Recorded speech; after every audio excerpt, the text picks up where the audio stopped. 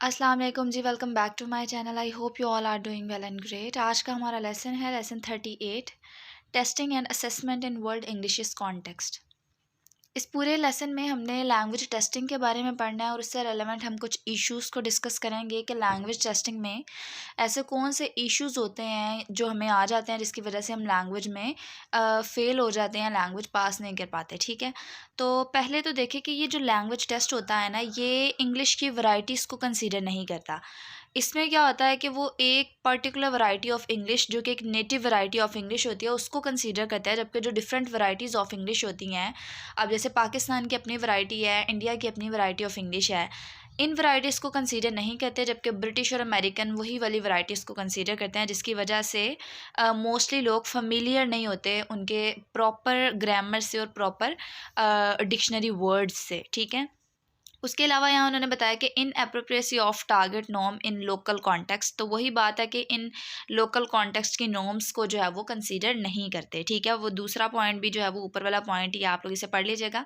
उसके बाद third point देखिए जो मैंने हाईलाइट किया है कि the correctness of language item may vary from context to context, तो यही बात है कि वो डिफरेंट हो सकता है। जैसे कि पाकिस्तान में अगर कुछ हो रहा है तो ज़रूरी नहीं कि ब्रिटेन में भी वही हो, इंडिया में भी वही हो। हर कंट्री या कॉन्टेक्स्ट टू कॉन्टेक्स्ट ये डिफरेंट होता है। ठीक है, उसके बाद यहाँ उन्होंने हमें एग्जाम्पल दी है जिसमें वर्ड जो है वो इक्विपमेंट का यूज़ किया गया है, जो कि लैंग्वेज में जो हमारी रीजनल वैरायटी होती है या एक नेटिव वैरायटी होती है उसमें इक्विपमेंट जो होता है वो प्लूरल कंसीडर किया जाता है, ऐसा ही है। लेकिन क्या होता है कि डिफरेंट कॉन्टेक्स्ट टू कॉन्टेक्स्ट अगर देखा जाए तो ये डिफरेंट होता है। डिफरेंट कंट्रीज़ जो होती हैं वो इसको डिफरेंट वे में कंसीडर करती हैं। और इसी तरह आउटर और एक्सपेंडिंग सर्कल वैराइटीज़ की बात की जाए तो उसमें क्या होता है कि इक्विपमेंट जो होता है उसको प्लूरल कंसीडर नहीं किया जाता, उसके साथ एस का इजाफा कर दिया जाता है। ठीक है, तो अब यहाँ पर लिखा है कि our company is buying some new equipment, our company is buying a new equipment. अब यहाँ पर ये 5 पॉइंट्स उन्होंने 4 पॉइंट्स जो हैं वो डिस्कस किए हैं, तो इसमें से थर्ड वन देखिए, our company is buying some new equipments. ये वाला जो पॉइंट है हमारी आउटर एक्सपेंडिंग सर्कल में, या आप पाकिस्तान की बात करें तो इसमें ये वाला सेंटेंस जो होता है वो ज़्यादातर यूज़ किया जाता है। और वहीं अगर हम नेटिव वैरायटी की बात करें तो वहाँ पर फर्स्ट पॉइंट को यूज़ किया जाता है कि our company is buying some new equipment. ठीक है, तो इन चीज़ों का फ़र्क आ जाता है जिसकी वजह से ग्रामर मिस्टेक्स होती हैं और लैंग्वेज में वैसी प्रोफिशिएंसी एक्सेप्ट नहीं की जाती। ठीक है, इसी तरह अगर कोई एक टेस्ट किसी एक कंट्री में वैलिड है तो ज़रूरी नहीं कि वो दूसरी कंट्री में भी उसी तरह वैलिड हो। हर एक की ग्रामर और डिक्शनरी के लिहाज से काफ़ी सारी चेंजिंग्स हैं, जिसकी वजह से क्या होता है कि एप्रोप्रिएसी नहीं होती। ठीक है, तो ये डिफरेंट पॉइंट्स यहाँ पर डिस्कस किए गए हैं, जस्ट इन्हें आप लोग माइंड में रखें, याद करने की ज़रूरत नहीं है। टॉपिक 224 देखें। अब इस टॉपिक में हमने पढ़ना है कि टेस्टिंग के लिए और टीचिंग के लिए क्या क्या चीज़ें रिक्वायर्ड होनी चाहिए और क्या क्या रिक्वायर्ड है। ठीक है, तो यहाँ पर देखिए टेस्टिंग एंड लोकल कॉन्टेक्स्ट, यहाँ पर असल में English language testing and non native speaker variation के बारे में कुछ पॉइंट्स देखेंगे। पहला पॉइंट देख कॉन्टेक्चुअलाइज्ड टेस्टिंग एंड टीचिंग है, यानी कि टेस्टिंग और टीचिंग के लिए जो है वो वही मेथड और वही कॉन्टेक्स्ट यूज़ किया जाता है। उसके अलावा use of native speaker norms, जबकि लोकल नॉर्म्स को कंसीडर नहीं किया जाता। डिफरेंट वैराइटीज़ ऑफ इंग्लिश जो होती है उनको कंसीडर नहीं किया जाता। उसके अलावा wash back effect of testing is likely to impact the teaching of English, तो यहाँ पर वाश बैक इफेक्ट भी यही शो करवा रहा है कि वही पुराना जो डाटा होता है या वही पुराना कॉन्टेक्स्ट जो होता है वो यूज़ किया जाता है। उसके अलावा यहाँ बताया गया है कि English language testing does not include non native speaker norms and innovation yet, कि अभी तक जो है वो नॉन नेटिव स्पीकर्स की नॉर्म्स को जो है वो इंक्लूड नहीं करते। अब यहाँ पर एक एग्जांपल शो करवाई गई है प्रपोजिशनल कोलोकेशन की कि I live an apartment at Mall Road. तो अब यहाँ पर जो एट माल रोड है ये एक्सपेंडिंग और आउटर सर्कल में एट वर्ड यूज़ करते हैं। जैसे कि पाकिस्तान की बात की जाए तो वो एट वर्ड यूज़ करते हैं, लेकिन अगर हम इनर सर्कल में देखें तो वो मोस्टली इन और ऑन यूज़ करते हैं। ठीक है, तो ये भी एक चेंजिंग है और एक डिफरेंस है। उसके अलावा यहाँ पर use of uncountable noun as countable, जैसे कि it is a hard work, तो पाकिस्तानी स्पीकर्स जो होते हैं वो ये यूज़ करते हैं कि it is a hard work. इसी तरह रिडंडेंट प्रेपोजिशन का है कि we are discussing about about our new plan, ठीक है। तो ये डिफरेंट पॉइंट्स हैं, बस एग्जांपल्स के तौर पे बताया गया है, इसको याद करने की ज़रूरत नहीं है। अब यहाँ पर डेफिशिएंट लिंग्विस्टिक के बारे में बताया गया है कि वेरिएशन जो होती हैं वो are caused by errors, errors की वजह से होती हैं। ऐसा नहीं होता कि आउटर एक्सपेंडिंग सर्कल की नॉर्म्स जो होती हैं वो डिफरेंट हैं और इनर सर्कल की नॉर्म्स डिफरेंट है, तो शायद इस वजह से ऐसा होता हो, लेकिन उनके अकॉर्डिंग वेरिएशन जो होती हैं वो कोज्ड बाय एरर्स। और यहाँ पर उन्होंने कंसिडर किया है कि एरर्स जो होते हैं वो इंटर लैंग्वेज और फोसिलाइजेशन की वजह से ज़्यादा पैदा होते हैं, जो कि evidence of the sub standard nature of outer and expanding circle varieties, ठीक है। तो ये पॉइंट्स आप लोग पीछे पढ़ चुके हैं, जस्ट आप लोग ये अपने कॉन्सेप्ट्स के लिए पक्का रखें, बाकी इसमें याद करने के लिए कुछ भी नहीं है।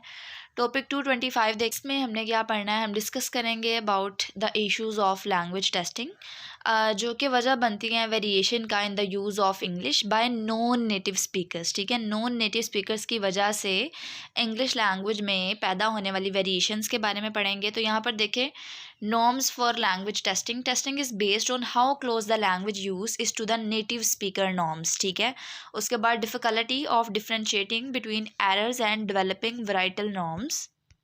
अब यहाँ पर वैलिडिटी ऑफ लैंग्वेज टेस्ट के बारे में उन्होंने बताया है कि language test do not reflect the differences between native and non native speaker norms, यानी कि ये उनके नॉर्म्स के दरमियान जो है उनके डिफरेंसेस को रिफ्लेक्ट नहीं करता, बल्कि ये कंसीडर ही करता है नेटिव स्पीकर नॉर्म्स को, जो कि इंग्लिश नेटिव स्पीकर नॉर्म्स होती हैं, ठीक है। उसके अलावा वैलिडिटी ऑफ लैंग्वेज टेस्ट की अगर बात की जाए तो वैलिडिटी में रेफ़र करता है कि how well a test measures well it claims to measure. उसके बाद सॉल्यूशन अगर देखा जाए इस प्रॉब्लम का क्या सॉल्यूशन होना चाहिए, तो पैराडाइम शिफ्ट, यानी कि हमें कम्प्लीटली लैंग्वेज को देखना चाहिए, इसको ऑब्जर्व करना चाहिए और इसके फीचर्स को सबके लिए इक्वली जो है वो चेंज करना चाहिए। उसके अलावा उन्होंने बताया कि distinctions made the use of English in monolingual and multilingual context, जैसा कि हमें पता है।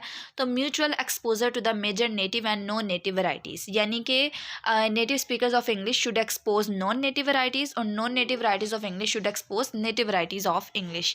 इसी तरह rethinking of English language teaching goal पर भी काम करना चाहिए, सॉल्यूशन जो है। उसके अलावा overhauling of English language testing, आप खुद भी सोच सकते हैं कि अगर सिर्फ और सिर्फ नेटिव वैराइटीज़ ऑफ इंग्लिश को ही कंसीडर किया जाए तो उसका सॉल्यूशन क्या होना चाहिए कि हर वैराइटीज़ को इंपॉर्टेंस देनी चाहिए। इनफैक्ट क्लासेस में भी डिफरेंट वैराइटीज़ को टीच करना चाहिए, और जो हमारे प्रोफेशनल्स होते हैं, लैंग्वेज के प्रोफेशनल्स होते हैं, उन्हें भी हर वैराइटीज़ से आगाह होना चाहिए। जो लोग टेस्ट लेते हैं लैंग्वेज का, उनके पास भी डिफरेंट वैराइटीज़ की नॉलेज होनी चाहिए, बिकॉज एक ही वैराइटी स्टैंडर्ड वैराइटी नहीं है। अगर पाकिस्तान की बात की जाए, इसकी अपनी स्टैंडर्ड वैराइटी है, अमेरिका की अपनी स्टैंडर्ड वैराइटी है, तो डिफरेंट वैराइटीज़ हैं।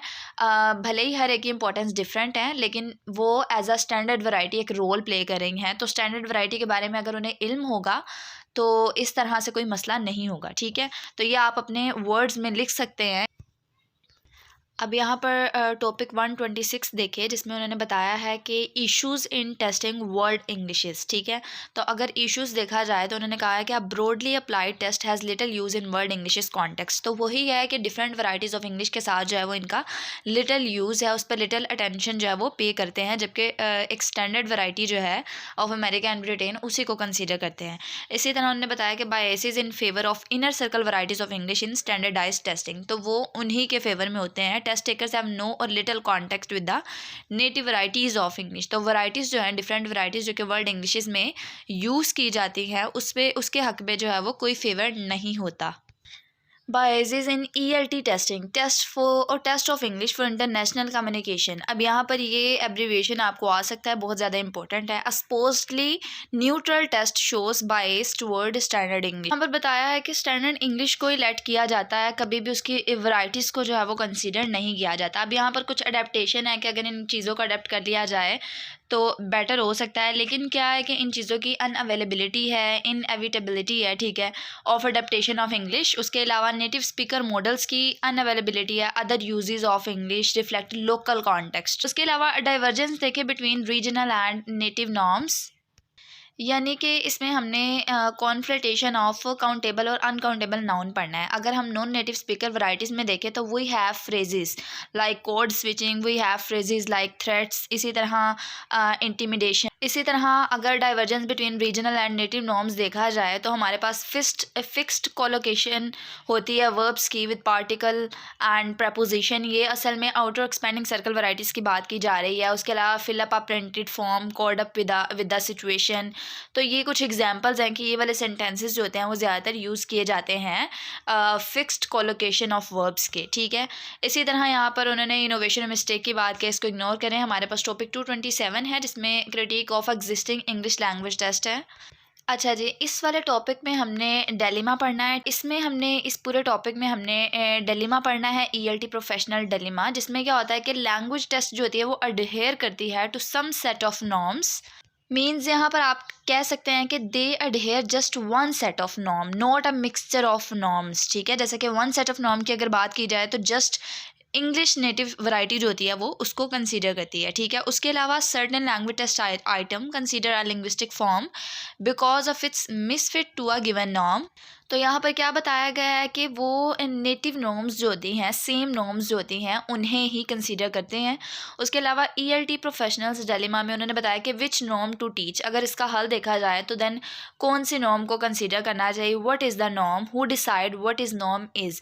तो यहाँ पर अगर हम इसका हल देखें तो इसका एक ही हल है कि जो टेस्ट टेकर्स होते हैं, जिन्होंने टेस्ट लेना होता है, उनको डिफरेंट वैरायटीज़ ऑफ इंग्लिश जो होती हैं उनसे अवेयर होना चाहिए, ताकि वो ईएलटी के टेस्ट में या लैंग्वेज टेस्ट में हर तरह की वैरायटीज़ को जो है वो एक्सेप्ट करने के लिए उससे पहले से ही अवेयर हों, ठीक है।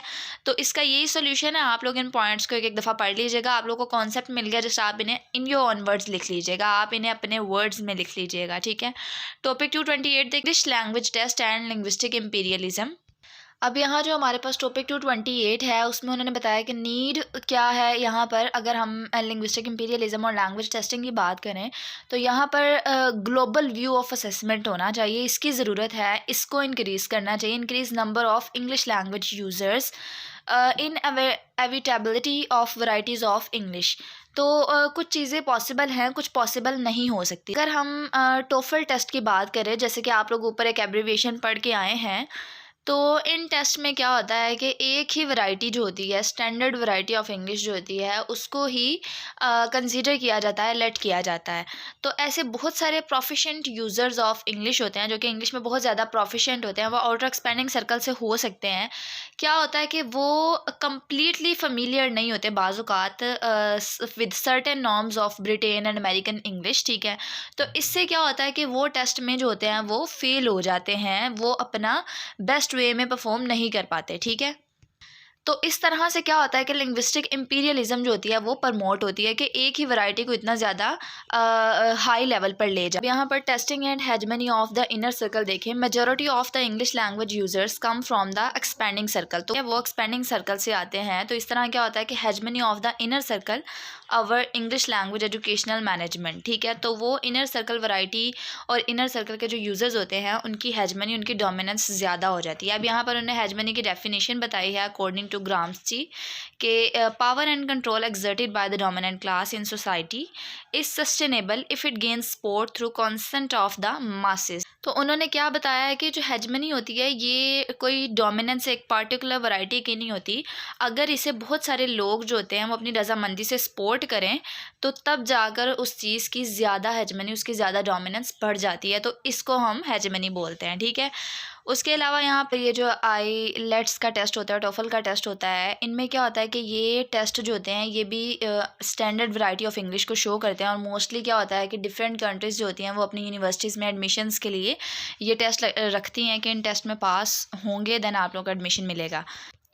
इसी तरह अगर हम टोफल की बात करें तो ये सपोर्ट करती है अमेरिकन वैरायटी को, उसको सर्व करती है। और आईलेट्स की बात करें तो ये ऑस्ट्रेलियन और ब्रिटिश वैरायटी को सर्व करती है, ठीक है।